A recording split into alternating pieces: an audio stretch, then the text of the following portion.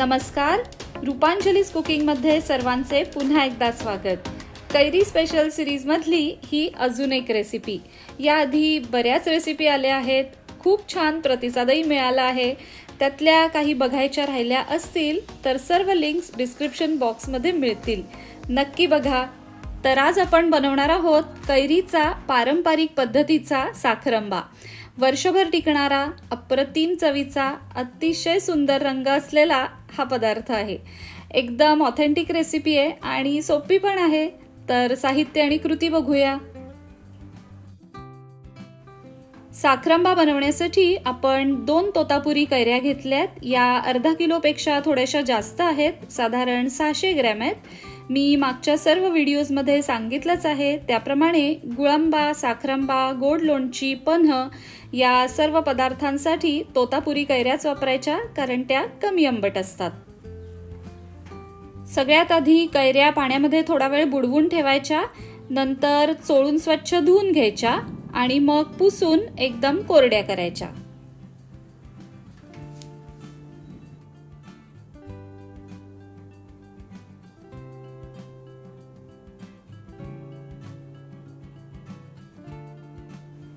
यानंतर कैऱ्यांची सालं काढून टाकायची आणि मग त्या किसणीवर किसून घ्यायच्या।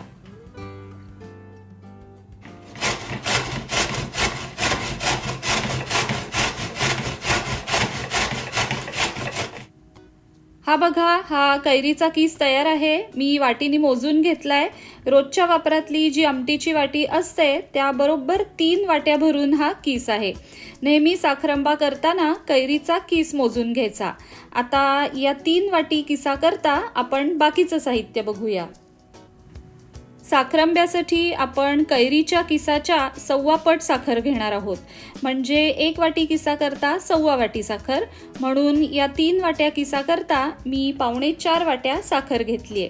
त्यानंतर कैरीचा किस आपण कुकरला शिजवून घेणार आहोत। त्यासाठी साधारण 1.5 वाटी पाणी घेतलंय, 1 चमचा वेलची पावडर आणि थोड्याशा केशराच्या काड्या, बस एवढंच साहित्य लागतं। आता सर्वप्रथम कैरीचा किस कुकरला उकडून घ्यायचा आहे। त्यासाठी जे पाणी मोजून घेतलंय ते किसामध्ये घालायचं आणि कुकरला 2 शिट्ट्या करून किस शिजवून घ्यायचा। कमी प्रमाणात आहे म्हणून 2 शिट्ट्या पुरतील, जास्त प्रमाणात असेल तर 3 शिट्ट्या करायच्या। बरेच जण कैरीचा किस चाळणीवर वाफवून घेतात किंवा कच्चा किसही साखरेच्या पाकात घालून शिजवतात, पण बऱ्याचदा काय होतं, किस जर व्यवस्थित शिजलेला नसेल तर तो पाकात टाकल्यावर कडक होतो। त्यामुळे मी नेहमी कुकरला उकडूनच घेते। एकदम सोपी पद्धत आहे आणि अतिशय सुंदर होतो साखरंबा, वर्षभर छान टिकतोही। तर हा बघा, कैरीचा किस छान शिजून तयार आहे। आता पुढची कृती बघूया। एका जाड बुडाच्या कढईत साखर घालायची, त्यात साखरेच्या निम्म पाणी घालायचं। 4.25 वाट्या साखर आहे, त्यामुळे 2.25 वाट्या पाणी मी घालतीये।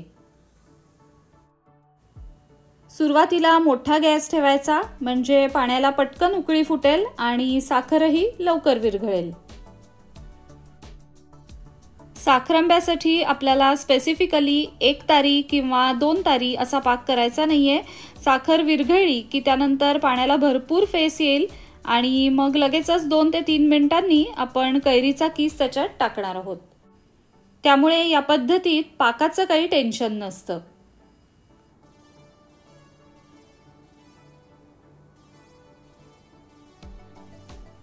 हे बघा, साखर बऱ्यापैकी विरघळायला लागलीये, त्यामुळे आता गॅस मीडियम करायचा।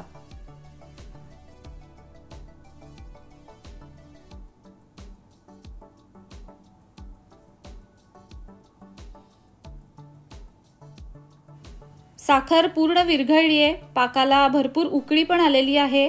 आता गॅस बारीक करायचा आणि साधारण 2 मिनिटं हा पाक असाच उकळवायचा।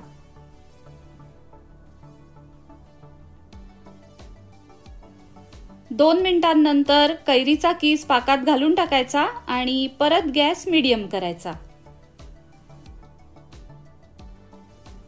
आता अगदी 5 ते 7 मिनिटं हा साखरंबा आपल्याला आटवायचा आहे। त्याची काय कन्सिस्टन्सी ठेवायची ते मी दाखवते।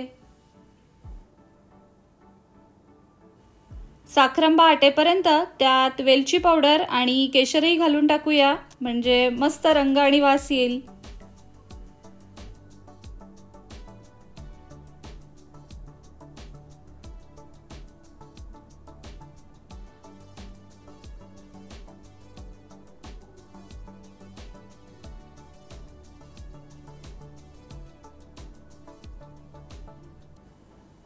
आणि हे बघा, साधारण 8 ते 9 मिनिटांनंतर हा इतका घट्ट झालाय. मी गॅस बंद केलाय. ही आहे साखरांब्याची करेक्ट कन्सिस्टन्सी. म्हणजे हा इतपत पातळ ठेवायचा आहे, कारण जसा तो थंड होईल तसतसा तो अजून घट्ट होईल. त्यामुळे आत्ता तो जास्त घट्ट करायचा नाहीये, बऱ्यापैकी पातळ ठेवायचा आहे. हे बघा, एवढा. आणि आता साखरांबा 8 ते 10 तास पूर्ण गार व्हायला ठेवून द्यायचा.